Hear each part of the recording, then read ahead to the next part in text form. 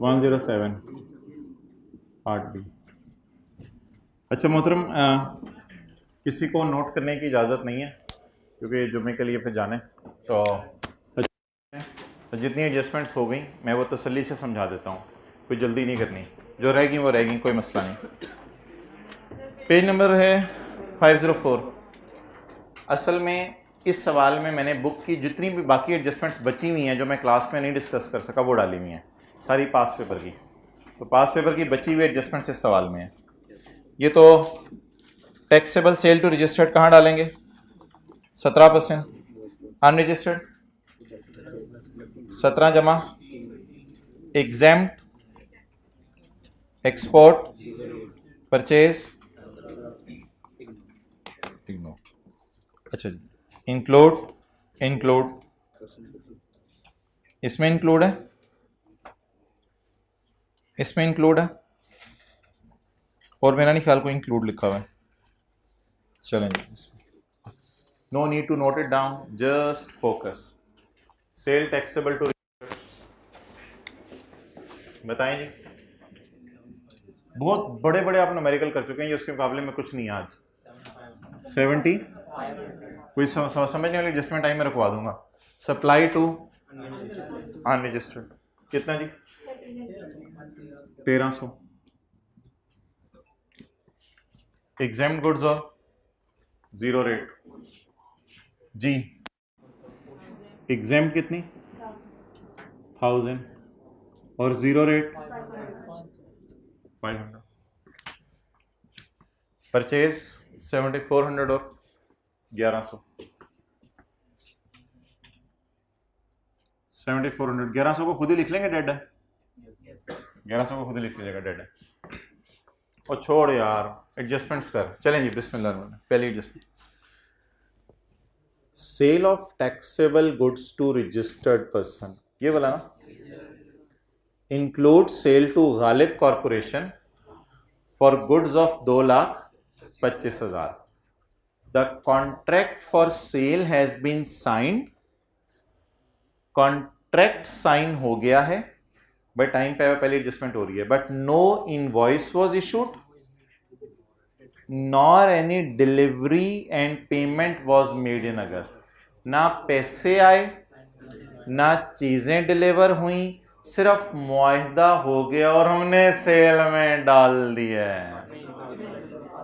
तो double underline करें, nor delivery. Delivery नहीं हुई ना यार, तो सेल कब बुक होती है? जब डिलीवरी। तो क्या करूं, सेल में पड़ा रहने दूं, निकाल दूं? निकाल दूं। कितना? 225। अगर आपने लिखना तो ऐसे लिख लीजिएगा फिर, sale for which no delivery. Show कहते हैं मुझे घर जाके शो नहीं करने देंगे, इधर ही करने में शो। ये एडजस्टमेंट बताएं यार। Sale to unregistered include sale of 42 end consumer. इधर टेंटिव है ना आप लोग? अच्छा ठीक है, मैंने समझा शायद इधर से असल में सब पता चल रहा होता है यार। ये जो सेल है ना एंड कंज्यूमर वाली, ये ना पेज 466 पे जरा देख लें इनका क्या करना होता है। सेल, अच्छा यार अनरजिस्टर्ड लोग ना 3 किस्म के होते हैं। बाय डिफॉल्ट अनरजिस्टर्ड लोग बुरे होते हैं, लेकिन अगर वो छोटी सी इंडस्ट्री है, पेज 466 खोला हुआ मैंने, मेरा तारें बेचने का कारोबार है, हाँ मेरा बता रहा हूँ आपको, मेरा तारें बेचने का कारोबार है, तो मैं अगर डॉलर्स को बेच दूं तारें तो वो तो रजिस्टर्ड है। मैं अगर बुरे बच्चे को बेच दूं तो 17 जमा 3, लेकिन अगर कॉटेज इंडस्ट्री को बेचूं तो फिर 17 ही लगाऊंगा, क्योंकि वो अनरजिस्टर्ड तो है लेकिन लायबल टू बी रजिस्टर्ड। लेकिन अगर मैं ऐसे बंदे को तारें बेचूं जिसने घर में लगानी है, इस्तेमाल करनी है, तो वो तो अपने आप को रजिस्टर नहीं कराएगा ना, तो और वो लायबल टू बी रजिस्टर्ड भी नहीं है शायद। इनको कहते हैं एंड कंज्यूमर। एंड कंज्यूमर वो होते हैं, ये लोग एंड कंज्यूमर नहीं है, इन्होंने तारें लगा के बेचनी है आगे, इन्होंने तारें लगा के आगे टेप रिकॉर्डर बेचने हैं, इन्होंने तारें लगा के आगे बल्ब बेचने हैं, इन्होंने तारें अपने घर में लगा के फिर फेंकनी है। इनको क्या कहते हैं? And consumer. तो सेल टू एंड कंज्यूमर 17 में डालूं या 17+3 वाली में पड़ा रहने दूं? यहां से क्या करें? कट दें। कितनी? 40। और सेल कहां डाल दें? Sale to end consumer. और सेल टू इंडस्ट्री भी इधर ही आया करेगी। 40। ठीक है, पता चल गया आप आगे हो।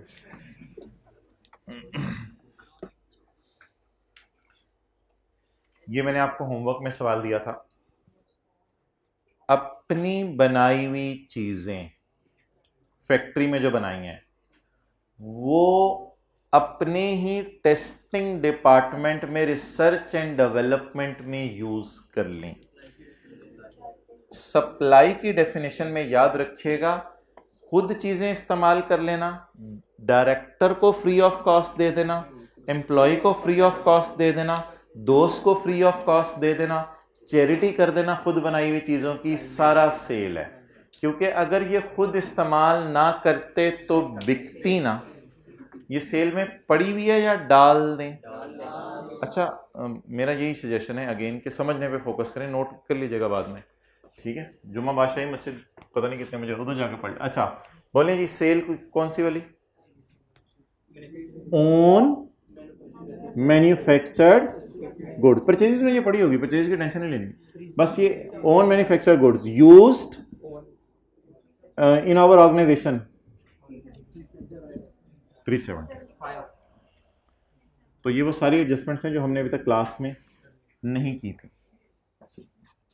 ये वाली की हुई थी, 3 वाली की हुई थी, होमवर्क में दी थी, पहले दोनों की हुई थी। चलो अब बड़े टाइम पे आए हो। Point 4, JF issued a debit note to Hali. जेएफ ने एक डेबिट नोट इशू किया, वो सफे निकाल के देख लेंगे अभी हम। JF issued a debit note to Haley to rectify a mistake in JF sale invoice. यार हमारी सेल इनवॉइस में मसला है तो हम सेलर है ना फिर। तो मुझे ज़रा जाके देखने थे सेलर कौन सा डेबिट नोट इशू करता है। उसने बताया नहीं। Rectify a mistake, mistake rectify करे, चीज़ें वापस नहीं आ रही, मिस्टेक रेक्टिफाई करे। तो सेलर कौन सा डेबिट नोट इशू करता है? ढूंढे ज़रा, सेलर कौन सा डेबिट नोट इशू करता है? ढूंढे ढूंढे ढूंढे ढूंढे, सेलर कौन सा डेबिट नोट इशू करता है?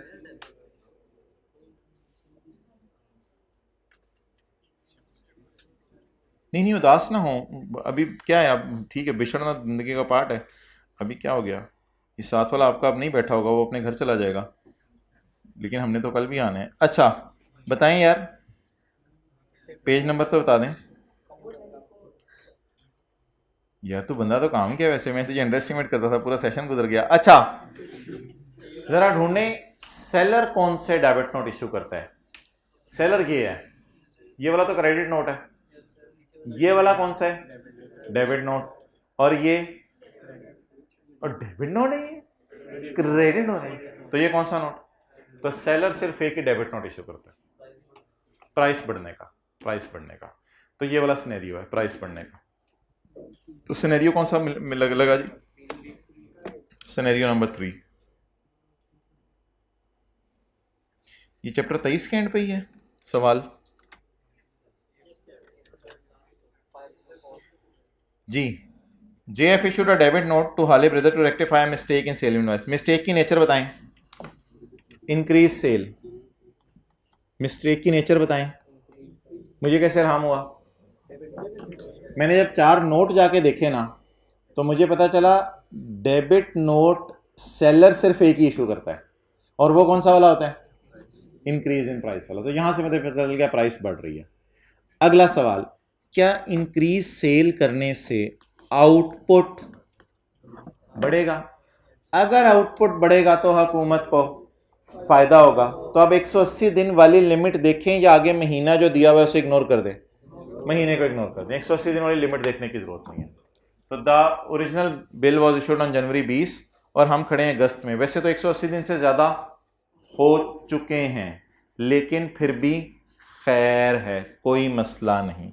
180 दिन वाली बात कहाँ पड़ी थी, लिखें यहाँ पे, 180 दिन गुजर चुके हैं फिर भी खैर है।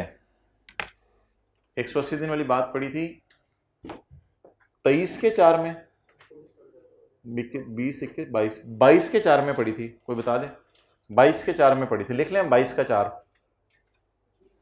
22 का 4 ही है, देखे किसी ने, कोई आया हुआ क्लास में? 22 का 4 है, 22 का 4 बता दें जी। मिस्टेक रेक्टिफाई करनी है या डीप डाउन जाके हमें पता चला सेल बढ़ानी है, और सेल 6 महीने 180 डेज, सॉरी 180 डेज है, 6 महीने नहीं है, 180 डेज बढ़ाई जा सकती है, बढ़ा दें। सेल की एडजस्टमेंट कितने जी, 35। सेल पे 7-7 17 नहीं लगाना, परचेज पे 7-7 17 लगाना है। यार बैंक के पास आप कोई चीज़ अपनी गिरवी रखवा देना, यार नोट नहीं करना, मैं एंड पे तस्वीर खींचनी है, नोट नहीं करना। बैंक के पास अगर कोई चीज़ गिरवी रखवा दें और बैंक बेच दे तो उसको ना बैंक की सेल में नहीं डालना, बैंक तो उधार वापस ले रहा है, वो आपकी सेल होगी, और सेल फेयर वैल्यू पे बुक करनी है। Goods pledged with bank were sold by bank in नीलामी, the normal selling price was 1000, तो सेल फेयर वैल्यू पे बुक करनी है। तो सेल बाय बैंक, शायद ऑन आवर बिहाफ अच्छा लफ्ज होगा, sale by bank on our behalf. कितनी सेल में पड़ी तो नहीं हुई है, क्या 800 से निकाल के 1000 पे डाले, सेल में पड़ी नहीं हुई क्या? हाँ सेल प्राइस ना दी होती तो फिर 800 पे लिखते, नॉर्मल सेल प्राइस ना दी होती। यार ये एडजस्टमेंट एक आई कैप पूछता होता था, अब शायद पूछनी उसने बंद कर दी 1-2 अटेम्प्ट से, ऐसी फजूल सी एडजस्टमेंट होती थी। ऑडिटर ने मशवरा दिया है कि ये कुछ स्टॉक है ना, ये फारिग हो गया है, तो इस स्टॉक को फेंक दो। तो भाईजान जब तक सेल नहीं हो जाएगा ना, डिलीवर नहीं हो जाएगा, तब तक हम सेल बुक नहीं कर सकते, इसलिए इसको फेंकने की कोई एंट्री नहीं है। वो डिस्ट्रॉय अलग था, डिस्ट्रॉय ये था कि आप बंदों को बुलाएंगे और फिर उनका इनपुट डेड होगा, वो अलग बात है, डिस्ट्रॉय नहीं हो रहा। ऑडिटर्स की नज़र में शायद ये गल सड़ गया है, लेकिन लोग कई दफ़ा उस स्टॉक को भी सस्ते दामों बेच देते हैं। आपने अक्सर सुना होगा कि स्टॉक पुराना हो गया, लोगों ने सस्ते दामों बेच दिया। तो ये ना 2 से 3 अटेम्प्ट्स में एडजस्टमेंट आई है, उसके बाद आजकल नहीं आ रही। ये एडजस्टमेंट अब ऐसी बोगी सी है। Auditors have made a suggestion, आपको एक सजेशन दी है कि 50% जो ऑब्सोलीट और एक्सपायर स्टॉक है ना, वो 3.5 लाख बनता है, यानी टोटल स्टॉक 7 लाख का था, तकरीबन उसमें से 3.5 लाख का सड़ गया है। अभी तक वो स्टॉक आपके पास पड़ा हुआ है और इनपुट भी इसका पिछले महीने रिकॉर्ड हो गया है, बिल्कुल कोई मसला नहीं। इनपुट पिछले महीने रिकॉर्ड इसलिए हुआ होगा कि ये स्टॉक खरीदा पिछले महीने होगा। अब इंशाल्लाह जब सितंबर में, हम तो अगस्त में खड़े हैं ना, अब जब इंशाल्लाह सितंबर अक्टूबर में जब कभी हम बेचेंगे ना इसको, तो सस्ता बिकेगा, जितना सस्ता बिकेगा उतना सेल में डाल देंगे। बस जो चीज़ हमें रिसीव होगी वो सेल में डाल देंगे, और इससे ज़्यादा हमने इसका कुछ नहीं करना। फिलहाल हम कहाँ खड़े हैं कि खरीदा था जुलाई में, अच्छी बात है, कोई मसला नहीं, और बिका नहीं लेकिन ख़राब हो गया, तो कोई मसला नहीं, वेट कर लें, जब कभी सही होके बेचेंगे तब सेल में डाल दीजिए। तो इसको इग्नोर करना है, इधर डाल दें, सेल वाली एडजस्टमेंट में डाल दें। ऑब्सोलीट स्टॉक 0.0 कर लो, मूड में आए हुए अभी। अच्छा जी,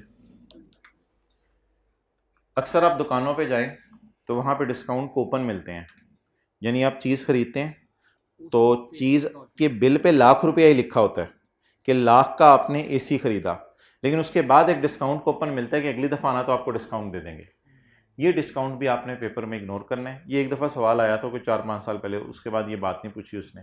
ये इसलिए आपने डिस्काउंट इग्नोर करना है कि डिस्काउंट ना बिल पे लिखा होना ज़रूरी है, तो ये डिस्काउंट ना बिल पे नहीं लिखा होता। आप दुकान पे जाते हैं, दुकानदार आपको ₹1,00,000 का ओवन पैक करके दे देते हैं, फिर जब आप निकलने लगते हैं तो एक कूपन पकड़ा देता है आपको कि आइंदा आप हमारे पास आना तो डिस्काउंट ले लेना। तो इसलिए क्या ये डिस्काउंट बिल पे लिख के माइनस हुआ है?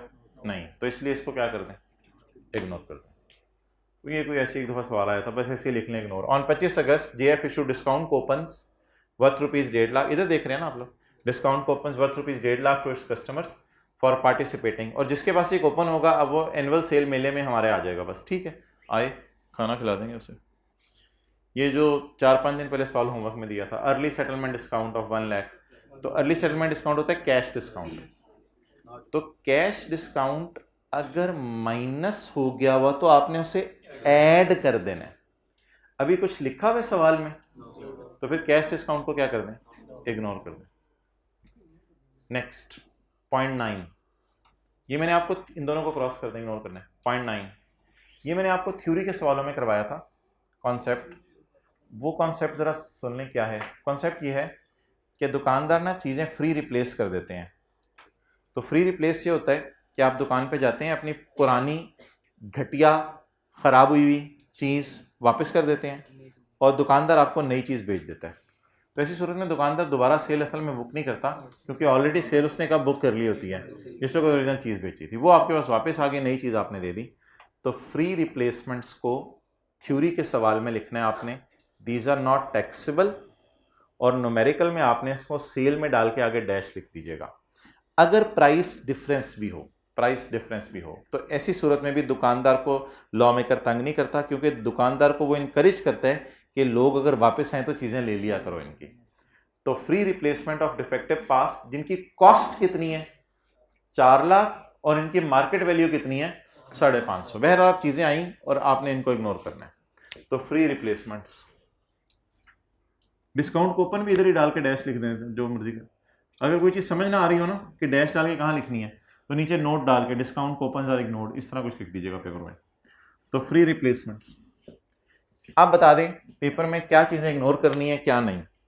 ये ना 3 चीज़ें मैंने इकट्ठी डाल दी हैं, डिस्काउंट कूपन, सेटलमेंट डिस्काउंट जिसका नाम कैश डिस्काउंट है, और फ्री रिप्लेसमेंट। ये 3 चीज़ें इग्नोर करनी है।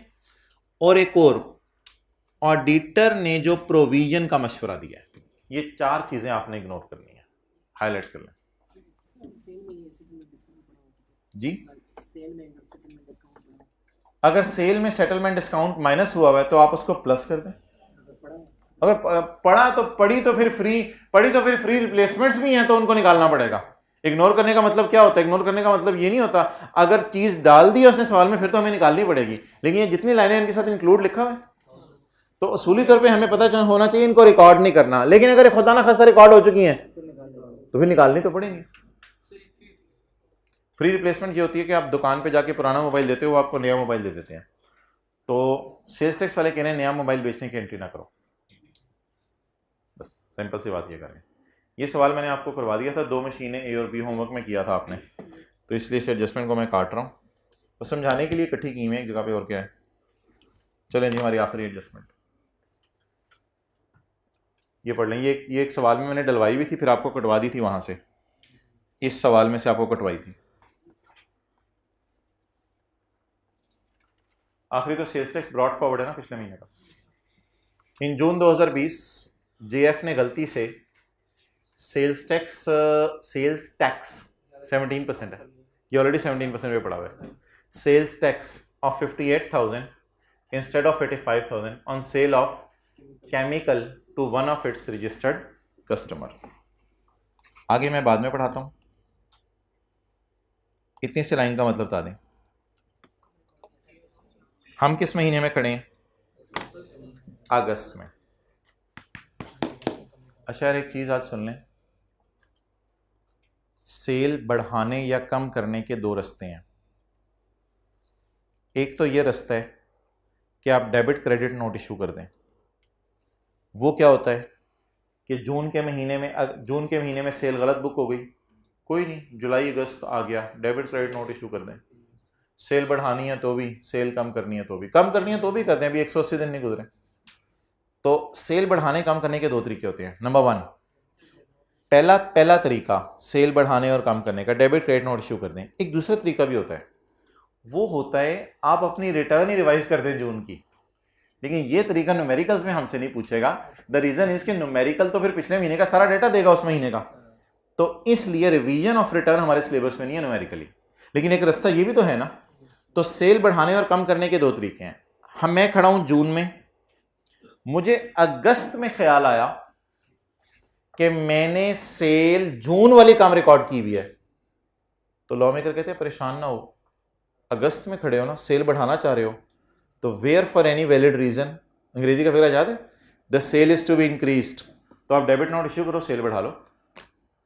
एक और रास्ता क्या है, अगर आपने सेल रिकॉर्ड की है जून में, आप अगस्त में खड़े हैं, आपको ख्याल आया जून की सेल मैंने कम रिकॉर्ड की, ज्यादा रिकॉर्ड की, उसे कम करना है, तो where for any valid reason the price is to be decreased, तो आप इधर आके नोट इश्यू कर दो, नो प्रॉब्लम एट ऑल। तो ये वाला रास्ता तो हमारे पास हमेशा खुला हुआ है, डेबिट क्रेडिट नोट वाला। लेकिन इसमें एक लिमिटेशन है कि ये रास्ता जो है वो अगर हुकूमत को फायदा हो तो 180 डेज के बाद भी, और अगर हुकूमत को नुकसान हो। एक और रास्ता भी है, वो है रिवीजन ऑफ रिटर्न का, लेकिन उसमें कुछ सूरतों में मुझे कमिश्नर से इजाजत लेनी पड़ती है, कुछ सूरतों में कमिश्नर से इजाजत लेनी पड़ती है। इसलिए सवाल कह रहे हैं कि रिटर्न रिवाइज रिव्यूज करने की इजाजत मैंने नहीं मांगी, तो फिर कौन सा रास्ता चला लें। So for we have not obtained permission from commissioner, commissioner से इजाजत नहीं ली रिटर्न रिवाइज करने की। अगर सवाल कहता कमिश्नर से इजाजत ले लिया रिटर्न रिवाइज करने की और मैं करने लगा हूं रिटर्न रिवाइज, तो मेरे ख्याल से इस एडजस्टमेंट को इग्नोर कर देते अगस्त के न्यूमेरिकल में, फिर तो शायद हम जाके जून का न्यूमेरिकल, प्रैक्टिकली बात कर रहा हूं, फिर तो शायद हम जाके जून की रिटर्न दोबारा जमा करा देते। तो फिर उस अगर जून की रिटर्न दोबारा जमा कराते तो क्या करते, फिर जून की रिटर्न में उधर ठीक करते थे। समझ आ गई बात? आई के पेपर सही करने के दो तरीके बताए, एक तरीका बताया कि वही पेपर वापस ले लो और वही सही करके दे दो मुझे, ये तो अजीब सा तरीका है। तो ये तरीका भी पॉसिबल है क्या, कि मैं किस महीने में खड़ा हूं और मेरी रिटर्न किस महीने की है, मैं इधर खड़े होकर जून की रिटर्न में गलती सही करना चाहता हूं, तो मैं कमिश्नर के पास जाऊं, मिन्नत करूं, कमिश्नर मुझे इजाजत दे दे तो मैं गलती सही कर लूं। एक रास्ता ये है। दूसरा रास्ता ये है कि इन चक्रों में पड़ो ही ना, आसान रास्ता बताएं। तो सवाल कह रहे हैं मैंने इजाजत नहीं ली अभी तक, अगर ले लेता सवाल इजाजत तो फिर तो हम इस एडजस्टमेंट को वैसे इग्नोर कर देते, कि फिर तो हमारी नीयत क्या होती, रिटर्न रिवाइज करने की। अभी क्या करें, अभी रिटर्न रिवाइज करने की इजाजत नहीं ली, तो कौन सा रास्ता अवेलेबल है। अब आप ये मत देखें हुकूमत को फायदा हो रहा है या नुकसान, क्योंकि बीच में 180 दिन है ही नहीं, 1-1.5 महीना है, बस इसको छोड़े हुकूमत को फायदा हो रहा है या नुकसान। मुझे बताएं सेल बढ़ानी है या कम करनी है। पहले मुझे बता दें ये सेल है या परचेज है, पता चले यही बताना चले हमें ये सेल है या परचेज है, मुझे जरा सोच लेने दें। In June we charge sales tax, charge वैसे कस्टमर से किया जाता है, कोई हमें चार्ज करता है, हम sir Asif Honda will charge sales tax to sir Asif, तो चार्ज किया जा रहा है या कोई हमें चार्ज कर रहा है, हम चार्ज कर रहे हैं, इसका मतलब है हम सेलर हैं। और भी कोई ना कोई एविडेंस होगा, ढूंढ लेने मुझे। In June 2020 we inadvertently charge sales tax on supply of chemical to customer, तो इज इट सेल और purchase, supply to customer, what is this, if it is sale तो आप मुझे बता दें मैं क्या करूं, सेल बढ़ानी है, कितने से कितने पे, सेल तो नहीं मेरे ख्याल से बढ़ानी, सेल का आउटपुट बढ़ाना है, कितने से, 58 से 85, कहां बढ़ाऊं यार, फेस को अगर छेड़ोगे तो घर वाले भी कहते हैं यार फेस को ही छेड़ दिया तुमने, फेस तो अल्लाह का शुक्र है देख दिया हुआ अल्लाह ने, बस उसको वही रखें। तो वैसे डेबिट क्रेडिट नोट की एडजस्टमेंट्स यहां नहीं करते, बस गलती से फिगरें 17 पे दी हुई हैं, उनको उठा के 100 पे ले जाएं, उनको उठा के 100 पे ले जाएं, फेस का फॉर्मेट क्यों छेड़ें, ऐसे फिर और परेशान होंगे फेस का फॉर्मेट छेड़ के, तो फिगरें किस पे पड़ी हुई हैं। और अभी आपने थोड़ी देर पहले एक डेबिट क्रेडिट नोट की एडजस्टमेंट पता नहीं करवाई है कोई मेरे से, कौन सी वाली करवाई है, अब तो मुझे भूल ही गई, ये वाली, तो ये एडजस्टमेंट फेस पे तो नहीं करवाई। तो पिछले महीनों की एडजस्टमेंट सवाल के फेस पे होती हैं, बिल्कुल नहीं, वो भी वर्किंग्स में होती हैं, बल्कि मुझे यहां तक याद है भूला हुआ इनपुट भी हम वर्किंग 1 में ही रिकॉर्ड करते थे। तो कोई भी महीने की एडजस्टमेंट हो, बस फेस के ऊपर सवाल की नहीं करनी, फेस क्यों छेड़े हैं सवाल का, आखिरी क्लास में फेस छेड़ना तो मैं फेस लाता ही ना फिर सवाल का। अच्छा बोले जी, सेल एडजस्टमेंट, पहले तो बता दें कि सेल बढ़ानी है या कम करनी है। Inadvertently recorded of 58 instead of, तो कम रिकॉर्ड हो गया, ज्यादा पे लेके जाना है, डिफरेंस 27 डिवाइडेड बाय 17, ये 17 पे पड़ा है, मुझे 117 नहीं चाहिए प्लीज, 117 नहीं चाहिए मुझे, 100 चाहिए, 159, कैच करो, कैच करो, अल्लाह हाफिज, बंद कर दिया।